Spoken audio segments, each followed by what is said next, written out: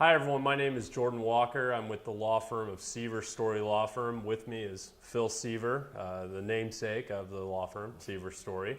We're here to talk about a couple of things, predominantly eminent domain in North Carolina, and specifically we're going to talk about a pretty large project that's going on down there in I believe the Raleigh-Durham area. It goes under a couple different names. Complete 540 is one of them, and I believe the Triangle Southeast Extension is another name for it. Phil, if you could, just real quick, let's talk about the project. What's going on? Well, it's a large multi-phase project, and it has a bunch of different roads that are being improved or added to this area. And currently, it's my understanding that the Triangle Extension, just to use the shorter word for it, sure, is currently in right-of-way, which means that right-of-way agents are on the ground actively trying to purchase property. So if you're a North Carolina resident affected by this, what happens in the process is that the state of North Carolina has been looking at your particular piece of property maybe for 30 or 40 years to do this road project, and now they finally decided it's the time to take your land and actually make you an offer for it. And so they're going to be on the ground with agents making offers. So they've done some appraising, they've got some values together, and they're going to come to you and say, well, I've got an offer for you. Let's go ahead and get you to sign it, and we're going to take your land.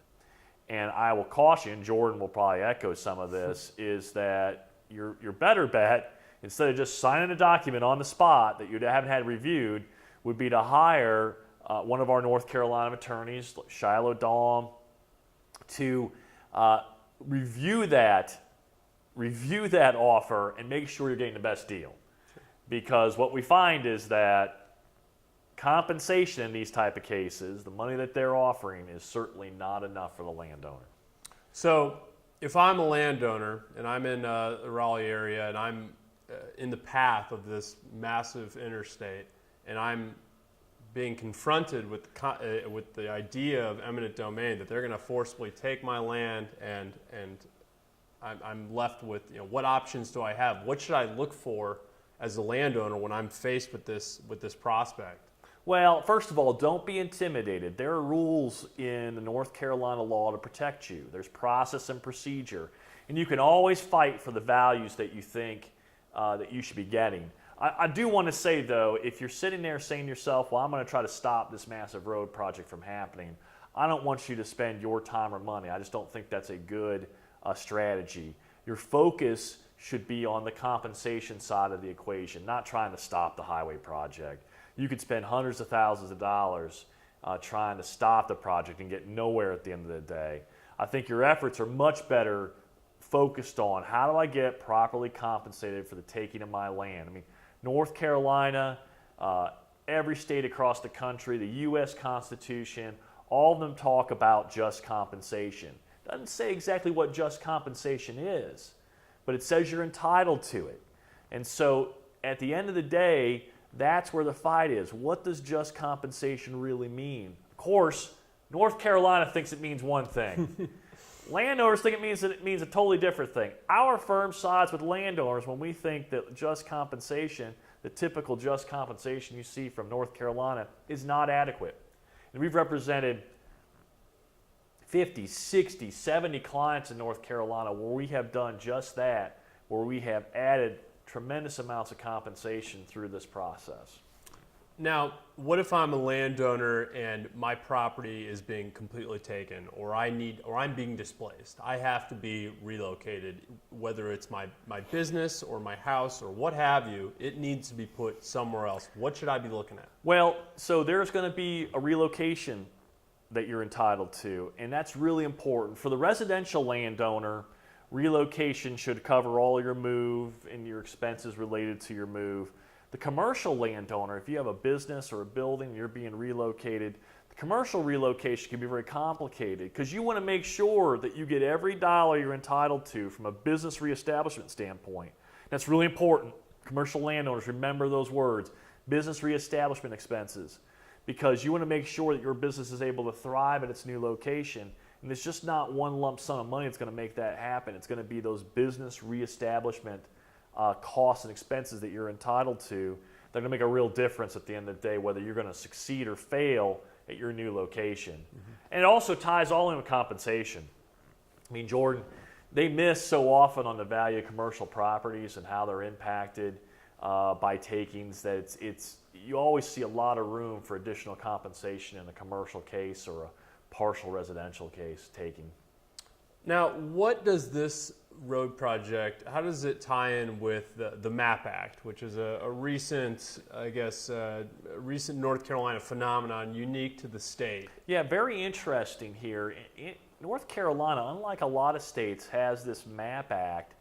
And what happens in a very general sense, and I don't want to get, it's a very nuanced, so I don't want to get into a bunch of it, but in a very general sense, the long time ago, the state of North Carolina said that this area, parts of this taking, were part of a map that they were going to take. And so the Supreme Court of North Carolina said, because they put you on this map, they essentially clouded your title by putting you on this map, saying they're going to take your property. And so that your taking, theoretically and actually, happened years and years ago.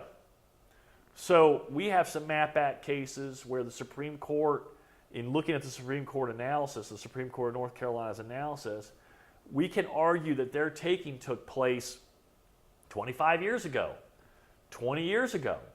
And you may say to yourself, well, what is that? That doesn't mean anything, does it? Okay, so it took place 20 years ago. What it means, though, in North Carolina is that you're entitled to the value of the property, if you were displaced as an example, the value of the property 25 years ago, plus interest on that value over the 25 years. And you may ask yourself, well, what does that mean? Well, think about the rule of 7. It's a very basic investment rule that money doubles at 7% every 7 years. So if you had $100,000 21 years ago, it doubles once to $200,000, doubles twice to $400,000, and doubles a third time to $800,000 using a simple 7% interest rate calculation. So a sum of money you were entitled to back 21, 22 years ago could be worth a whole lot of money today using this MAP Act calculation. Jordan, do you think that when the right-of-way agent comes out to talk to you about your property, he's going to talk about this MAP Act phenomenon? I would be surprised. Yeah, the answer is I would be surprised as well. I don't think you're going to have anybody come out and talk to you about MAP Act and how you're entitled to this enormous amount of interest and that the state of North Carolina took your property multiple years ago. And the only way you're going to know that is if you hire competent, knowledgeable counsel. Now, there are a lot of good attorneys in North Carolina, and there are a lot of eminent domain attorneys in North Carolina. You have your pick and choose. But what I will do is what I'll promise the landowners that come to our firm, they're going to get our best effort at all times. We're very good at our MAP Act analysis. And we're also going to give you honest and straightforward answers. So you send us an offer, we're going to look at your offer and we're going to say, okay, is there something here? Is there something we can make money off of for our firm and for the client? Because that's how we get paid. We get paid if we add value. Sure. So there's no hiding the ball with our firm. We're going to tell you straightforward what we think about your case and whether we want that case. And that's a big promise for you folks at the end of the day. Yeah, that's North Carolina sounds like a unique situation, probably demands a unique set of skills. Yeah. Phil, is there anything else that you wanted to talk about with regard to this project? You know, Jordan, I think that just landowners should be aware. I really am concerned. Now, there's been a lot of news about the MAP Act, but I don't know how much that's filtered down to the everyday landowner. So I really want to make sure that landowners don't get duped into signing offers where they could be entitled to this MAP Act interest damage over the course of years. And I just think landowners really, in these particular cases, you need to know if your property was a MAP Act property, and you need to know what you're really entitled to at the end of the day, because you could be leaving tremendous amounts of compensation on the table in these particular types of cases. Okay. So if you were a landowner trying to get in touch with us, how would you do that? I'd either call. Well, we have local counsel, so just to be clear, our attorney in North Carolina is Shiloh Dahm. He operates out of the Greensboro area, but operates statewide. We have clients all over the state. You can reach Shiloh or myself if you have a question for me directly, or Jordan or any of our attorneys at our firm at 888-318-3761. That's 888-318-3761. If you want to reach out to Shiloh directly, Shiloh's email is Shiloh, S-H-I-L-O-H, at landownerattorneys, that's with an S.com. You can also find information about contacting all of us on our website. That's landownerattorneys.com. It's really a good way to reach out. Email's a great way to interact. Okay, well, that's very helpful, Phil. Thanks for sitting here and talking today and explaining all these interesting details of North Carolina landowners. With that being said, I think we're done here. Yeah, thanks and have a great day, folks.